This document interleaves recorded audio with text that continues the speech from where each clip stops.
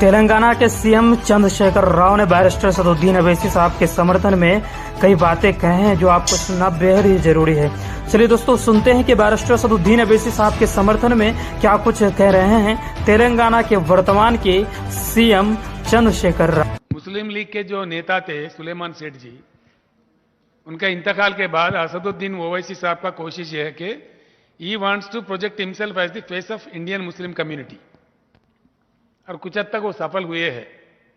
सिवाय इसके मैं नहीं समझता कि उसका कोई एजेंडा है, उसका कोई दूसरा एजेंडा नहीं है। वो इंडियन मुस्लिम फेस का एक शक्ल बनना चाहता है, उसमें कोशिश कर रहे हैं। हमारा भाई है, हमारा पार्टी है, हमको नाज है। मुत्तहिदा आंध्र प्रदेश में भी एक पार्टी को बचाए रखने वाला एक सिपाही है, वो भी समझा आपने। हम जो भी बोलते बराबर बोलते, डटकर बोलते, उल्टो पलटा नहीं बोलते। किसको सपोर्ट करना चाहिए? वो खुद लड़ रहे हैं। बिहार में गए भाई, 5-6 सीट मिला उनको, महाराष्ट्र में लड़ा, 2-4 सीट मिला।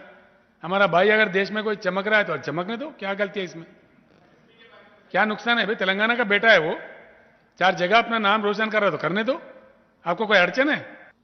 देश के हित के लिए चाहे जान कुर्बान करना पड़े, कुर्बान करेंगे।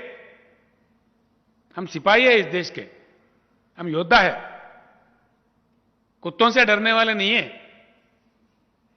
खासतौर पर पागल कुत्तों से नहीं डरेंगे जो भौंकते रहते सुबह शाम। देख लीजिए आप मेरे बात क्या होगा। Sir, you said that you. बेटा ऐसा है ना, भाजपा जीत सकता है उत्तर प्रदेश में, इसमें कोई बड़ी बात नहीं है। जिस तरीके का बेशरम तरीके वो लोग अपनाते हैं ना, जीत भी सकते हैं, कोई बड़ी बात नहीं है। लेकिन उनकी ताकत में कटौती होगी, जनता का समर्थन में कमी दिखेगा, ये देख लेना। If BJP wins in Uttar Pradesh, they will को, उनको अहंकार और चढ़ेगा और गलतियां ज्यादा करेंगे, इस देश के लिए फायदा होगा। समझा आपने? जब अधिकार ज्यादा होता है ना, अहंकार भी ज्यादा होता है।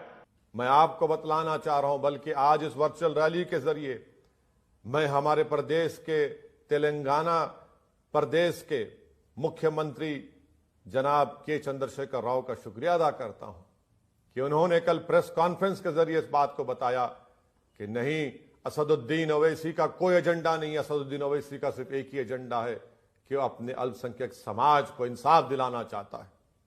जब मेरे प्रदेश का मुख्यमंत्री यह कह रहा है और दावे के साथ कह रहा है कि क्या बुरी बात है कि ओवैसी तेलंगाना का बेटा है, बताइए आप। जब एक प्रदेश का मुख्यमंत्री यह कह रहा है मंजलिस और ओवैसी के बारे में, तो चुल्लू भर पानी में डूब मरने की जरूरत है उन लोगों को जो शर्म नहीं आती। एक प्रदेश का मुख्यमंत्री कह रहा है। मैं जनाब के चंद्रशेखर राव साहब का शुक्रिया अदा करता हूं कि उन्होंने मेरे ताल्लुक से इस तरह कहा। वो जानते हकीकत क्या है, जानते हैं कि तेलंगाना में बीजेपी आगे बढ़ने की कोशिश नहीं कर रही है, कि हम तेलंगाना में बीजेपी को रोक नहीं रहे हैं, कि हैदराबाद के म्युनिसिपल इलेक्शन में अमित शाह मेरी कॉन्स्टिट्यूंसी में आए, उत्तर प्रदेश के मुख्यमंत्री 4 घंटे मेरे सांसद के क्षेत्र के कॉन्स्टिट्यूंसी में आए, बीजेपी के बड़े बड़े नेता आए, मगर हैदराबाद के अवाम को सलाम, उन्होंने बीजेपी को शिकस्त दी।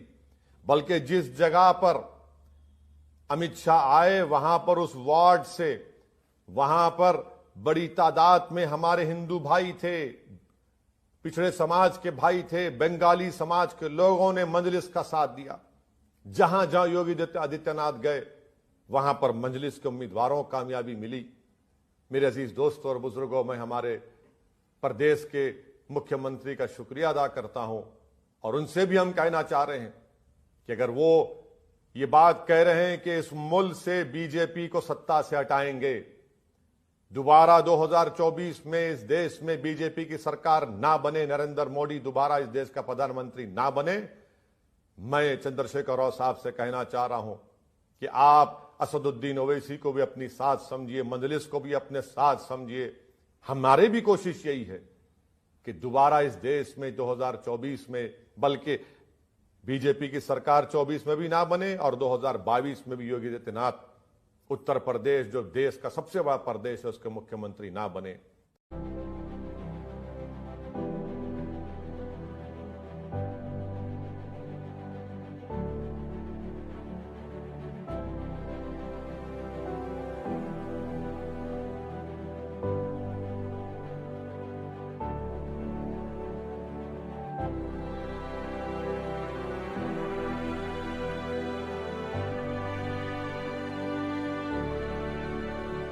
अरे ये मुल्क हर किसी का ही उतना ही है। इस मुल्क पे मुसलमान का भी उतना ही हक है जितना एक हिंदू भाई का है। इस मुल्क पर मुसलमान के साथ साथ हिंदू के साथ साथ सिख का भी वही हक है, ईसाई का भी वही हक है, हर किसी का वही हक है। आप एमआईएम वाला आगे स्पीड देता है, एमआईएम को वोट नहीं देते। चलो शपथ लो, तो शपथ लो, अभी शपथ लो। पर इल्जाम लगाते हैं कि ओवैसी भड़काऊ भाषण देता है। हमने कभी भी मजहब के नाम पर भेदभाव नहीं किया। मेरी कोई एक ऐसी तकरीर दिखा दो जहां पर मैंने किसी समाज या किसी मजहब के बारे में कहा मेरी लड़ाई संविधान बचाने की है। तो एमआईएम पार्टी पे जो भेदभाव का आरोप लगता है, इस पे क्या बोलेंगे? देखो, भेदभाव तो ऐसा है, लोग बोलने वाले तो बोलते रहते हैं। ये हमारे हैदराबाद के शेर हैं और कुत्तों का क्या है, वो तो भौंकते रहते हैं, आते जाते चले आते, लेकिन शेरों को कोई फ़र्क नहीं पड़ता। लेकिन हमारे जो है, हमको कभी भी उन्होंने बुलाया है और हम गए हैं, और जब हम गए हैं तो हमें कोई इस बात का हमने कभी सोचा ही नहीं और ना हमने देखा है कि उनके अंदर किसी भी धर्म के लिए या किसी भी पार्टी के लिए कोई भेदभाव है या किसी धर्म के लिए कोई भेदभाव है। हम कभी ये नहीं ना देखा है ना हमने सुना भी है। कुछ भी नहीं, कुछ भी नहीं। जो आज मैं हर पार्टी में देखा, हमारे एमआईएम पार्टी में जो मोहब्बत है, जो गंगा जमुना की तहसीब है, आज पहली बार देख रहा हूँ। मैं सुनता था, हवा फेयर में कानून में सुनता था कि भाई गंगा जमुना की तहसीब यहाँ है, वहाँ है, यहाँ है, मगर मैं दारुसलाम में आके देखा गंगा जमुना तहसीब क्या होती है, हिंदू मुसलमान भाईचारा क्या होता है। यहाँ दारुसलाम में आके देखो, एक मोहब्बत की दुनिया दिखती है आपको। यासर साहब का शुक्रिया अदा करता हूँ मैं कि हमारे को दिल से हम लोग एमआईएम पार्टी में ज्वाइन हुए, दिल से हम लोग भरोसे से काम करेंगे, बस इतनी ही है हमारे गाइस। धर्म की या किसी कास्ट की, तो जब रोजे रहते हैं इफ्तियार पार्टी के समय पे हमारी गुरुद्वारा कमेटी को बुलाया जाता है इफ्तियार पार्टी में, तो हम लोग जाते हैं। हमने देखा है वहाँ पर हिंदू भी रहते हैं, सरदार भी हैं, क्रिश्चियन भी हैं, जो भी बुलाते हैं सब लोग जाते हैं वहाँ पे। तो ऐसा कोई भेदभाव वाला सवाल ही नहीं है उनके पास, और बहुत अच्छा नेचर है उनका। सभी से बड़ा प्यार से बात करते हैं, बड़े प्यार से सामने वाले की परेशानी सुनते हैं, फिर उसको हल करने का एक रास्ता भी ढूंढते हैं। आपके त्यौहार आते हैं तो उसमें भी सहायता होती है या कार्य होते हैं? हाँ, हम आपको एक जानकारी दे दें कि हमारा गुरु हरराय साहब जी का जो प्रोग्राम, जो गुरुपुरब हम बोलते हैं, जो कि फरवरी के महीने में आ रहा है और आने वाला है, हर समय करीबन 2016 से जो चल रहे हैं, हमारे फरवरी के समय पे गुरुद्वारे को लेकर और इसके सराउंडिंग जो कि एरिया आता है, जैसा गुरु नानक स्कूल, किशन बाग, अत्तापुर और 9 नंबर, ये पूरे राउंड में हर खंभों पे फोकस लाइट लगाए जाते हैं। नगर कीर्तन के लिए पूरा एकदम उजाला टाइप में किया जाता है, जैसा कि दिन हो रहा है इस तरह से पूरे फोकस लाइट लगाई दिए जाते हैं। गुरुद्वारे को भी सजाया जाता है और पानी के लिए पानी की सेवा भी होती है।